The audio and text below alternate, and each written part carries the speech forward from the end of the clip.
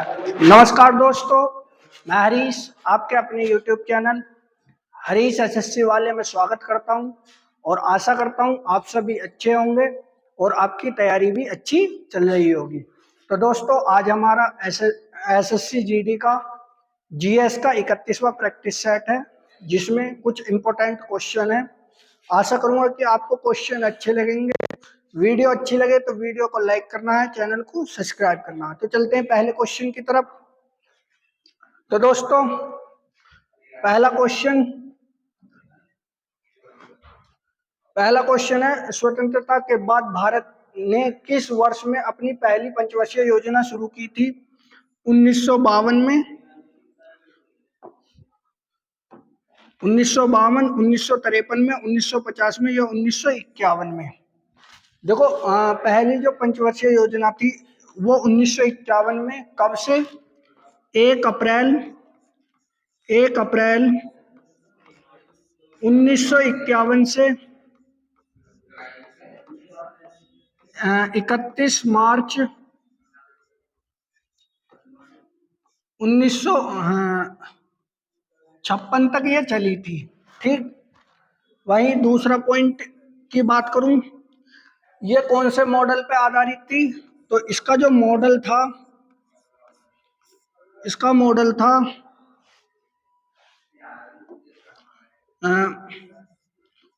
Herod डामर model. इसका हेरोडोमर model पर आधारित थी। इसका उद्देश्य क्या था? उद्देश्य की बात करूं, देखो इसका उद्देश्य जो था भैया, इसका उद्देश्य था कृषि एवं सिंचाई।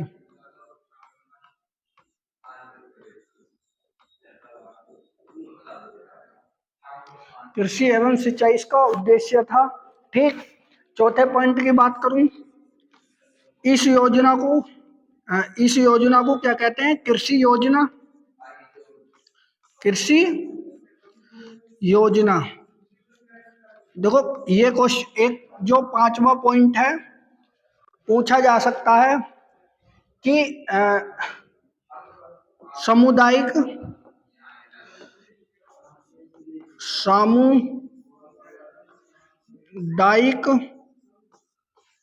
विकास कार्यक्रम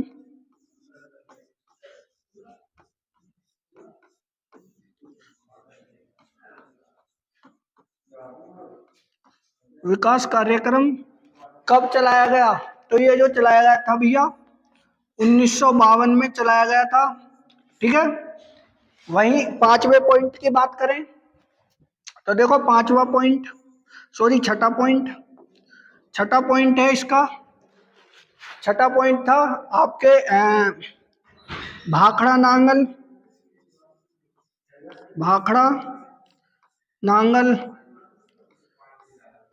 नांगल परियोजना। ठीक। व्यास परियोजना। ठीक।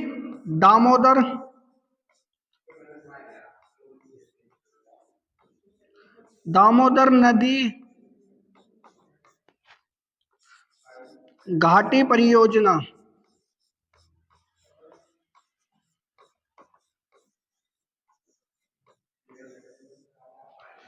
ये कब प्रारंभ की गई थी? पहली पंचवर्षीय योजना में। ठीक है। वहीं आगे बात करूं मैं,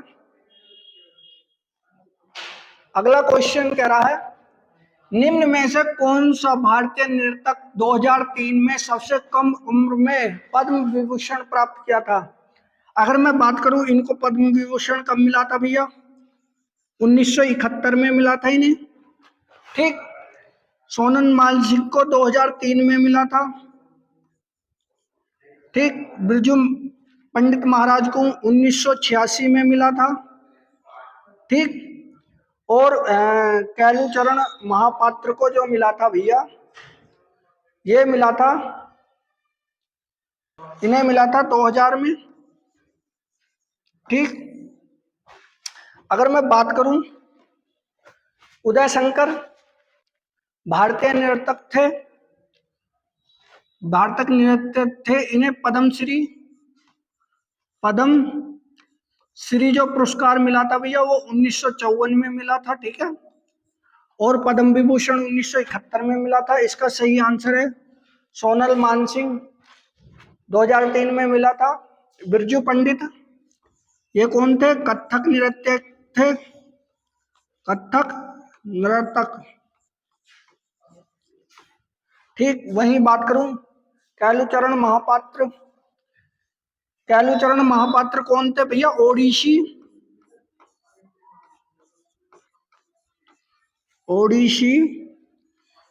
नर्तक थे,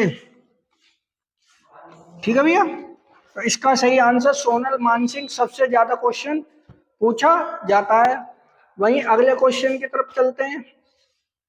कैल्शियम कार्बोनेट का रासायनिक सूत्र क्या है? अब कैल्शियम कार्बोनेट का रासायनिक सूत्र क्या है? CaSO4, CaCO3, CaOCl2, CaO। देखो कैल्शियम कार्बोनेट को जो है हम क्या कहते हैं भैया? इसे कहते हैं हम संगमरमर,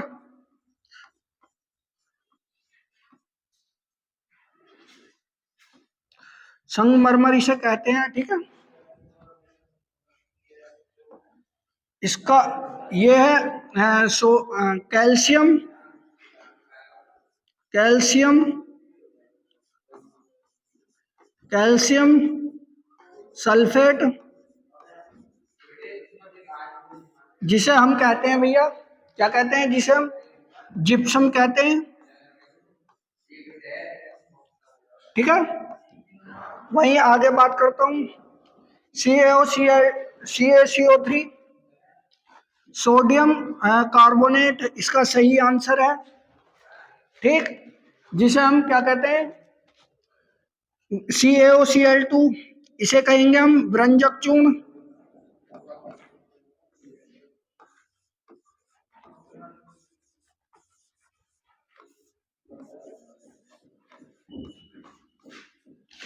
जिसे हम कहते हैं व्रंजक चूर्ण या ब्लीचिंग पाउडर।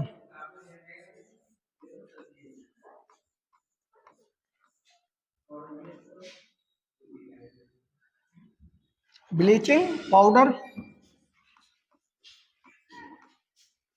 ठीक। अगर बात करूं मैं CaO को क्या कहते हैं? हम CaO को कहते हैं बुझा हुआ चूना, नहीं कली चूना, सॉरी, बुझा हुआ चूना तो ये संगमरमर है, कली चूना, ठीक है। इसका सही आंसर है। वहीं आगे क्वेश्चन की तरफ चलते हैं। क्वेश्चन नंबर 3, किस विटामिन को थायमीन के नाम से जाना जाता है?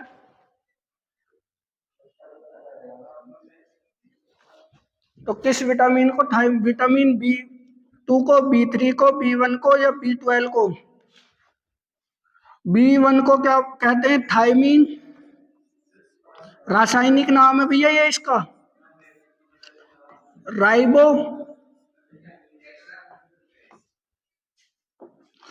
राइबो फ्लोविन,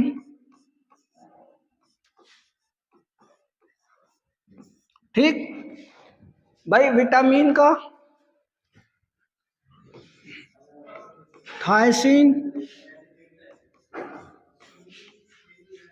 ठीक। और बात करूं विटामिन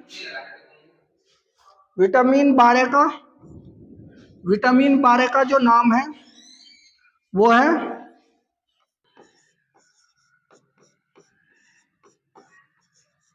कोबोलिन, ठीक।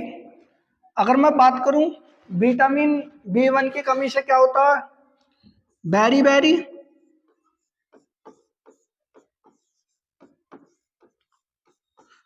वहीं विटामिन B2 की कमी से क्या होता है? विटामिन B2 की कमी से होता है भैया आपका त्वचा का फटना। वहीं बात करूं B3 की थायमीन, इसकी कमी से होता है भैया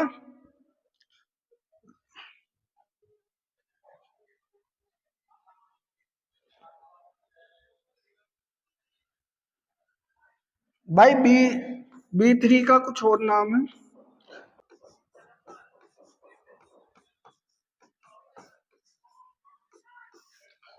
इसकी कमी से होता है भैया चर्म रोग। ठीक। अगर मैं बात करूं B2 की कमी से, B12 की कमी से होता है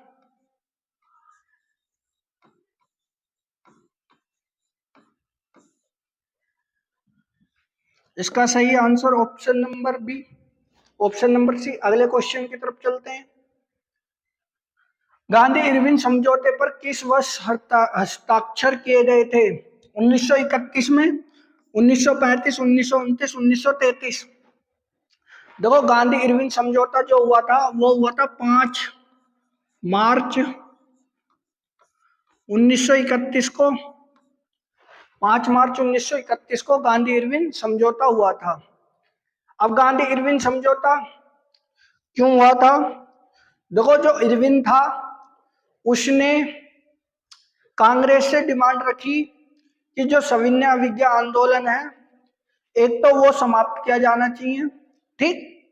दूसरा, जो द्वितीय गोलमेज सम्मेलन था उसमें कांग्रेस भाग लेगी अर्थात पार्टिसिपेट करेगी। ठीक है, ये उसकी मांग थी।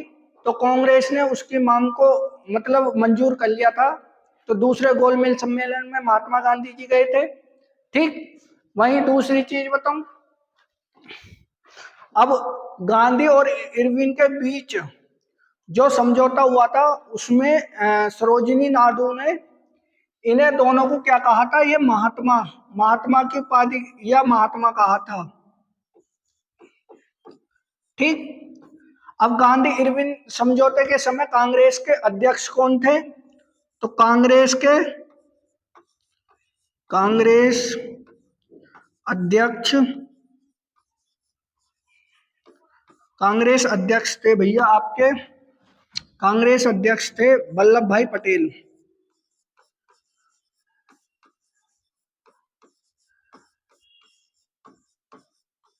ठीक है, अगले क्वेश्चन की तरफ चले। अगला क्वेश्चन, भारत के संविधान के अंतिम अनुच्छेद की निम्न में से संज्ञा दी गई है। यानी मतलब अंत में कितने अनुच्छेद थे? देखो मूल संविधान में और वर्तमान संविधान में कितने अनुच्छेद हैं और कितने भाग हैं? देखो मूल संविधान में 22 क्या है भाग है, 22 भाग थे। ठीक। 395 आर्टिकल थे, जबकि अनुसूची कितनी थी भैया? तो 8 अनुसूची थी। ठीक। वहीं आगे बात करूं मैं, वर्तमान में 22 भाग है, 395 अनुच्छेद, कब तक? मई 2022 तक, और 12 अनुसूचियां हैं। ठीक है, तो इसका सही आंसर ऑप्शन नंबर सी है। अगले क्वेश्चन की तरफ चलें। क्वेश्चन नंबर 2011 की जनगणना के अनुसार किस केंद्र शासित प्रदेश का लिंग अनुपात सबसे ज्यादा है? लक्षद्वीप का, पुडुचेरी का, दमन और दीव का, या चंडीगढ़ का? देखो दमन दीव का 618 लिंगानुपात है, चंडीगढ़ का 818, लक्षद्वीप का 946, पुडुचेरी का 1037। तो सबसे ज्यादा लिंगानुपात किसका भैया? पुडुचेरी का। ठीक। दूसरे नंबर पे क्या? लक्षद्वीप सबसे ज्यादा, और सबसे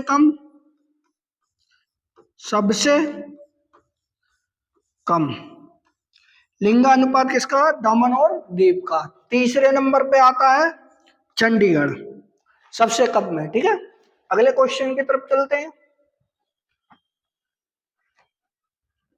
निम्न में से भारत में गुजराती नव वर्ष के रूप में मनाया जाता है?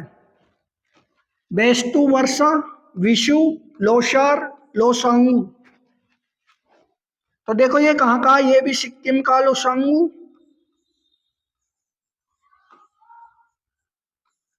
ये कहाँ का है भैया, ये भी सिक्किम का है।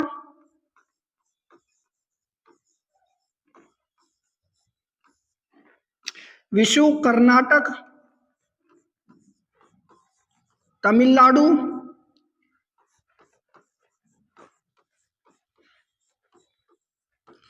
और केरल। प्रसिद्ध नृत्य भैया ये कहाँ का है, गुजरात का। ठीक है, अगले क्वेश्चन की तरफ चलते हैं। क्वेश्चन नंबर, देश के राष्ट्रपति को कार्यकाल से हटाने के लिए निम्न में से किस रूप में जाना जाता है। अब महाभियोग, सेवा की संपत्ति, इस्तीफा, सेवा की स्वैच्छिक सेवानिवृत्ति। अब किसी राष्ट्रपति को हटाएंगे तो कैसे हटा सकते हैं, महाभियोग द्वारा। अब महाभियोग द्वारा हटाएंगे हम इसे तो कौन से आर्टिकल में आता है, आर्टिकल 61 में। ठीक, देखो कोई से भी सदन के 1/4 सदस्यों की तो हस्ताक्षर होने चाहिए। राष्ट्रपति को 14 दिन पहले आपको बताना पड़ेगा कि हम आप पर महाभियोग लगा रहे हैं। तीसरी बात, जब वो प्रस्ताव मतलब 14 दिन पहले पता चल जाएगी तो उसके बाद किसी भी सदन में 2/3 सदस्यों का से जो है बहुमत पारित करते ही ये माना जाएगा कि उस दिन से राष्ट्रपति का पद बिल्कुल खाली है। ठीक, अभी तक भारत में कोई ऐसा राष्ट्रपति नहीं है जिस पर महाभियोग लगाया गया हो। ठीक है, अगले क्वेश्चन की तरफ चलते हैं। निम्न में से किस यूनानी शासक ने मैगस्थनीज को चंद्रगुप्त मौर्य के दरबार में भेजा था। सेल्यूकस निकेटर को, नियार्कस को, डायमेकस को या फिलिपिन द्वितीय को। देखो फिलिपिन द्वितीय कौन था, सिकंदर का पिताजी था, सिकंदर का पिता फिलिपिस द्वितीय था। वहीं सेल्यूकस निकेटर, इसका सही आंसर है मैगस्थनीज, जो सेल्यूकस निकेटर के द्वारा ही भेजा गया था। अब मैगस्थनीज की जो प्रसिद्ध पुस्तक है उसका नाम है इंडिका, मौर्य साम्राज्य का के बारे में सबसे ज्यादा पता इसी से चलता है। अब ये दोनों किसके, सिकंदर, सिकंदर महान के क्या थे, लेखक थे। ठीक है, लेखक थे, ये तीनों सिकंदर महान के लेखक थे। तो इसका सही आंसर ऑप्शन नंबर है। अगले क्वेश्चन की तरफ चलता हूं मैं। नेहरू ट्रॉफी नौका, नेहरू ट्रॉफी नौका दौड़ का आयोजन निम्न में से किस राज्य द्वारा किया गया है। कर्नाटक द्वारा, तमिलनाडु, महाराष्ट्र या केरल। देखो नौका कहाँ कहाँ कौन सी, एक तो उन्नमदा झील और एक वेम्बनाड झील, ये 2 झील है जिसमें नौका प्रतियोगिताएं होती हैं केरल में। ठीक है, तो ये इस झील में प्रतियोगिता होती है, नेहरू ट्रॉफी जो होती है। अब कौन से महीने में होती है, तो ये होती है भैया अगस्त के महीने में, अगस्त के महीने में ये ट्रॉफी होती है। वहीं बात करूं कर्नाटक की, तो कर्नाटक में जो है एक तो आपका कंबाला कंबाला प्रतियोगिता होती है, एक हैरी हबा, ये प्रतियोगिता कहां पे होती है, कर्नाटक में। तमिलनाडु में जल्लीकट्टू प्रतियोगिता होती है भैया। और महाराष्ट्र में सबसे फेमस है, एसएससी में बहुत बार पूछा गया है, बैलगाड़ी दौड़। ये भी एसएससी में बहुत बार पूछा गया और ये भी। ठीक है, तो ध्यान रखना इन्हें, इसका सही आंसर क्या है? केरल। नेहरू ट्रॉफी जो है अगस्त महीने में ही होती है। किस नदी पर होती है? पुनर्नर्मदा नदी पर। ठीक है, अगले क्वेश्चन की तरफ चलता हूं। उस ऑपरेशन का नाम बताइए जिसके कारण हैदराबाद राज्य को भारत में मिलाया गया था। देखो, भारत की जो सशस्त्र सेना बल था उसने जो मतलब निजाम के अंडर में जो ये रियासत थी उस पे जो आक्रमण करके उसे भारत में मिला लिया था। वो कब मिलाया था भैया? वो मिलाया था 1978 में। 1978 में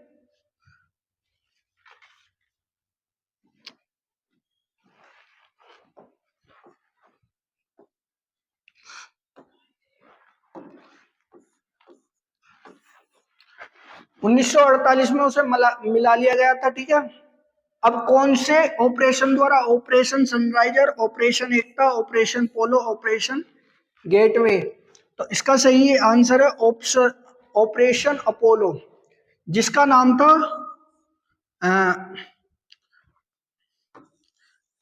पुलिस एक्शन के नाम से। क्या पुलिस कोड था? Police action,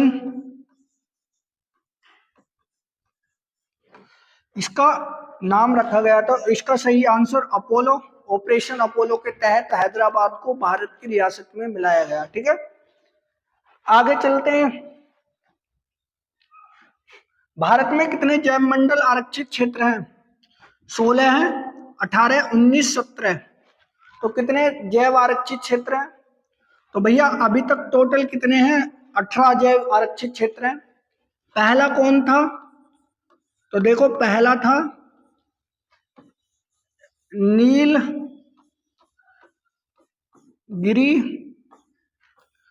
Nilgiri bio sphere, Nilgiri biosphere reserve. भैया इसे कब बनाया गया था? जैव मंडल आरक्षित क्षेत्र का पहला था। इसे जो है ये कहां पर है भैया? तमिलनाडु में। कब बना था ये? 2000 में। ठीक है, वही बात करें 18वां 18वां कौन सा बना है? 18वां बना है भैया, 18वां बना है आपका मध्य प्रदेश में है ये, पन्ना बायो स्फीयर रिजर्व।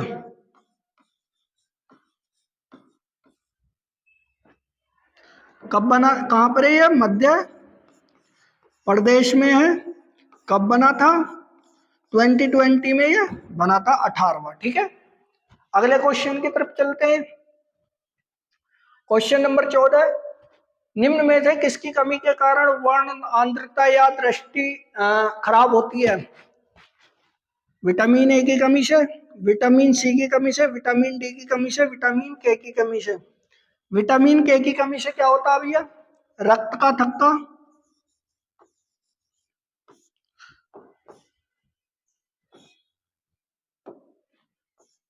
रक्त का थक्का। विटामिन डी की कमी से रिकेटस, विटामिन सी की कमी से स्कर्वी। इसका सही आंसर है option number A, vitamin A की कमी से क्या होता है? वर्ण आंधता, जिसे हम कहते हैं रतौंधी। ठीक है, अगले क्वेश्चन की तरफ चलते हैं। क्वेश्चन नंबर 15, निम्न में से कौन सा प्रत्यक्ष कर का एक उदाहरण है? राजगामी संपत्ति, आयकर, सीमा शुल्क, वस्तु सेवा कर। देखो, प्रत्यक्ष कर और अप्रत्यक्ष कर,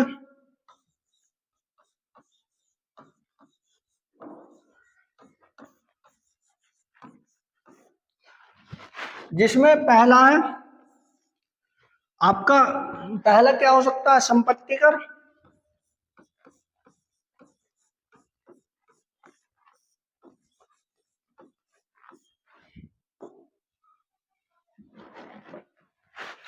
दूसरा क्या है भैया, पहला संपत्ति कर है, ठीक। दूसरा आयकर,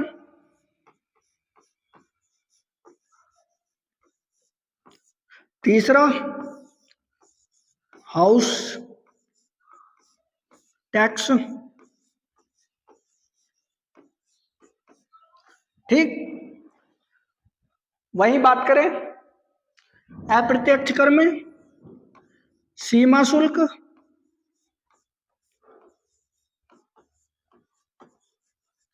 नंबर 2 केंद्रीय उत्पादन शुल्क, तीसरा वैट चुंगी,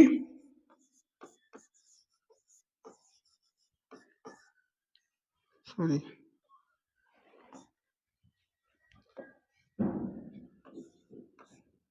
वैट चुंगी कर, चौथा मनोरंजन कर,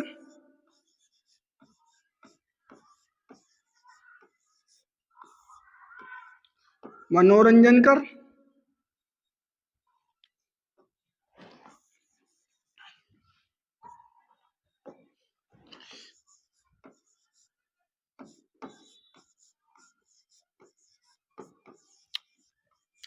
चौथा पांचवा, पांचवा क्या है, पांचवा है आपका आयकर, सॉरी, तो देखो इसका सही आंसर आयकर हो जाएगा, ठीक है। तो इसका सही आंसर क्या भैया, ऑप्शन नंबर बी आयकर हो जाएगा, ठीक। अगले क्वेश्चन की तरफ चलते हैं। अगला क्वेश्चन कह रहा है अंतर्राष्ट्रीय नृत्य दिवस कब मनाया जाता है। तो अंतर्राष्ट्रीय नृत्य दिवस 25 अप्रैल को, 28 अप्रैल, 29 अप्रैल या 30 अप्रैल। तो देखो 25 अप्रैल को विश्व मलेरिया दिवस,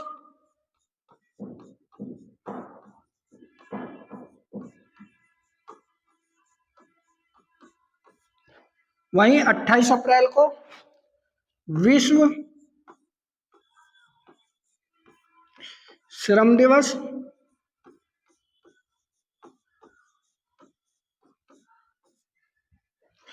ठीक। 30 अप्रैल को, 30 अप्रैल को क्या मनाया जाएगा भैया, 30 अप्रैल को मनाया जाएगा आपका अंतर्राष्ट्रीय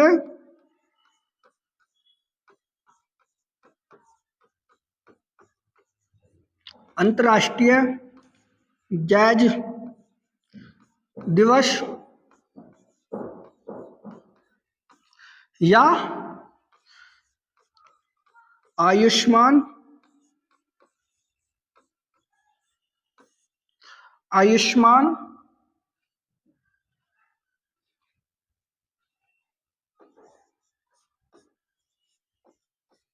भारत दिवस। इसका सही आंसर ऑप्शन नंबर 29, ठीक है। अगले क्वेश्चन की तरफ चलते हैं। क्वेश्चन नंबर, ओगनी नामक आदिवासी समूह केंद्र शासित प्रदेश निवास करती है। पुडुचेरी, दिल्ली, अंडमान निकोबार द्वीप, लक्षद्वीप। तो इसका सही आंसर है अंडमान एवं निकोबार द्वीप समूह में, ठीक है। अगले क्वेश्चन की तरफ चलते हैं। क्वेश्चन नंबर 18,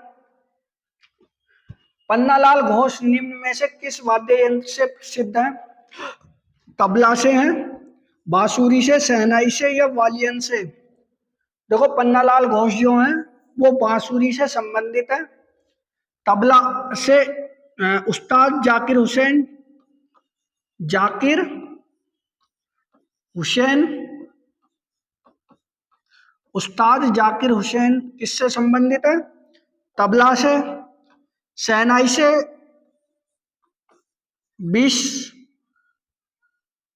बिस्मिल्लाह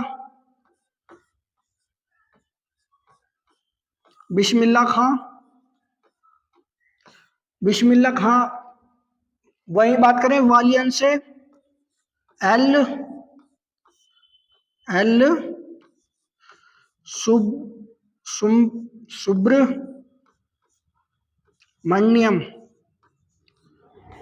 सुब्रमण्य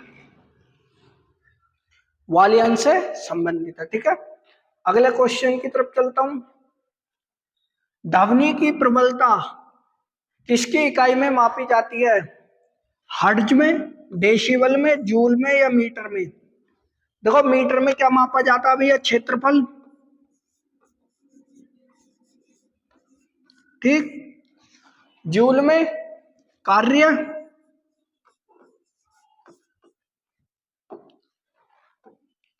वहीं हर्ट्ज में आवृत्ति,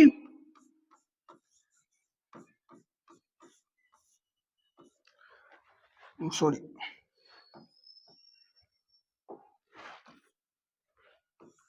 ठीक।